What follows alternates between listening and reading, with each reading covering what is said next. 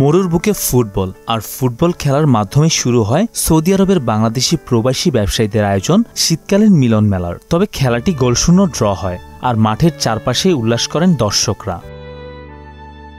প্রতি বছরের মতো চাঁদপুর জেলার ফরিদগঞ্জ উপজেলা ব্যবসায়ী ফোরামের পক্ষ থেকে এমন আয়োজন করে খুশি মিলন মেলায় আগত ব্যবসায়ীরা।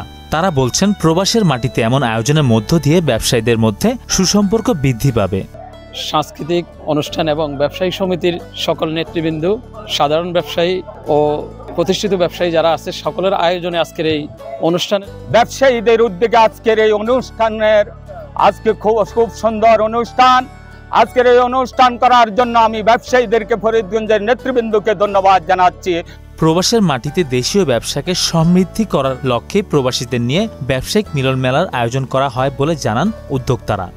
পিকনিকের মতো আয়োজন করছি, ভবিষ্যতে যেন আমরা এই প্রোগ্রামটা করতে পারি, সবাই দোয়া করবেন।